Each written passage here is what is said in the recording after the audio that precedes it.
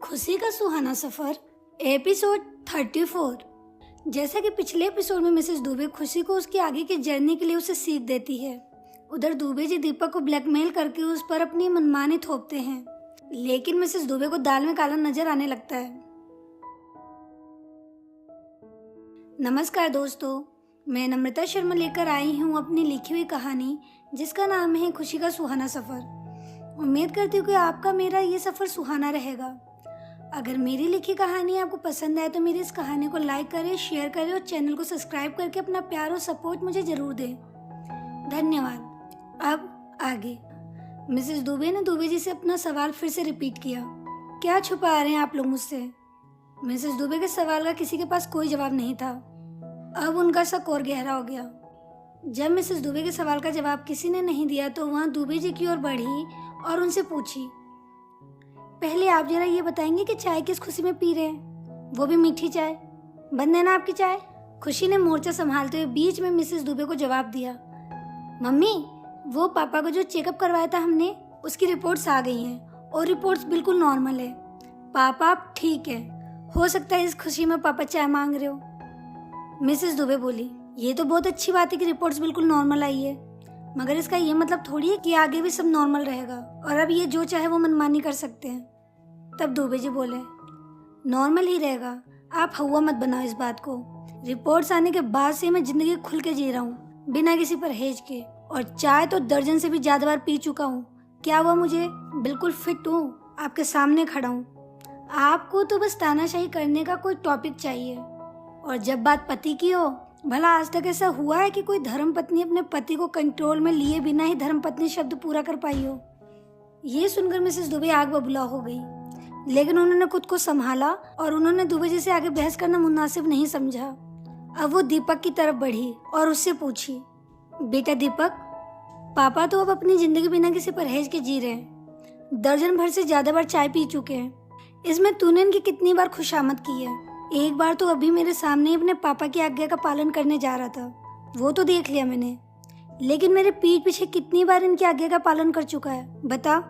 दीपक अपनी गर्दन झुका लेता है। अब मिसेस दुबे और इरिटेट हो जाती हैं। फिर एक ठंडी सांस लेकर दीपक से बड़े प्यार से पूछती हैं, बेटा तुम्हें मैं बहुत अच्छी तरह से जानती हूँ, तुम अपने पापा की गलत आदतों में इस तरह साथ नहीं दे सकते। ये सब तुम अपनी मर्जी से नहीं कर रहे, और इन दिनों मैं देख रही हूँ कि ये तुम्हें कुछ टॉन्ट करते हैं और तुम उदास हो जाते हो, जैसे कि ये दोनों तुम्हें ब्लैकमेल कर रहे हो और तुम डर रहे हो। एक बात सच सच बताओ, ये दोनों क्यों हमेशा तुम्हें कुछ तोड़ फोड़ मत देना की धमकी देते रहते हैं?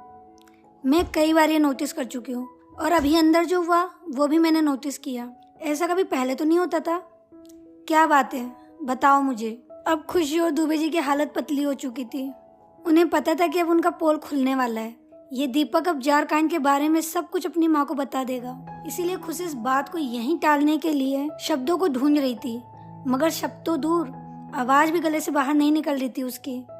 उधर मिसेस दुबे दीपक से सब कुछ सच बताने के लिए उस पर लगातार प्रेशर बनाए जा रही थी। खुशी बड़ी हिम्मत जुटाकर बहुत मुश्किल से हकलाते हुए बोली, मम्मी वो, मगर मिसेस दुबे ने उसे कुछ भी बोलने से रोक दिया और दीपक का हाथ पकड़कर अपने सर पर रखकर कसम खिलाते हुए उसे बोली, बेटा आखिरी बार पूछ रही हूँ, जो भी बात है पूरी बात बताओ और सच सच बताओ। अब ये सुनकर दीपक खुद को रोक नहीं पाया। दीपक जो कि अपनी माँ से सब कुछ कन्फेस करने के लिए कब से घुटा जा रहा था, अब वो खुद को रोक नहीं पाया। वो हबकियां भर भर के रोता हुआ अपनी माँ के पैरों में गिर पड़ा और उनसे माफी मांगने लगा। मिसेस दुबे को कुछ समझ में नहीं आ रहा था। वो दीपक को इस तरह परेशान देखकर और ज्यादा परेशान हो गई, और इधर मौके की नजाकत को देखकर खुशी को सिहरन होने लगी।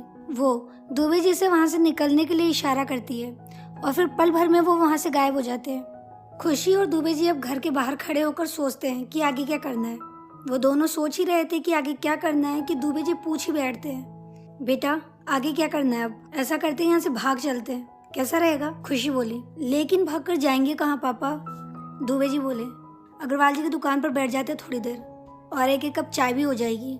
दुबे जी आगे बोले, उस दुष्ट दिमाग को चाय बनाने के लिए बोला था, रायता फैला दिया। खुशी बोली, पापा एक बात कह रही हूँ, वो बात आपको माननी पड़ेगी। पहला, आप अपने फेवरेट फूड मेनू में से चटपटा, चीनी, चाट, चाय सब घटा दो। दूसरी, अपनी डिक्शनरी में से अग्रवाल जी का नाम हटा दो। और तीसरी बात कि अपनी मेमोरी से अग्रवाल जी की दुकान का रास्ता मिटा दो। हमारे घर में होने वाले कलेश में सबसे बड़ी भूमिका अग्रवाल जी ही निभा रहे हैं, वो भी बिना किसी कसूर के। असली कसूर तो आपके खाने की चॉइसेस और खाने को लेकर आपके ऑब्सेशन की वजह से है। ये सुनकर दुबे जी सन्न रह गए, फिर खुशी से बोले, बेटा तो अब तुम भी ये कहना चाहती हो कि सारा कसूर मेरा है? नहीं, इसमें मेरा कोई कसूर नहीं है। अभी बताता हूँ तुम्हें।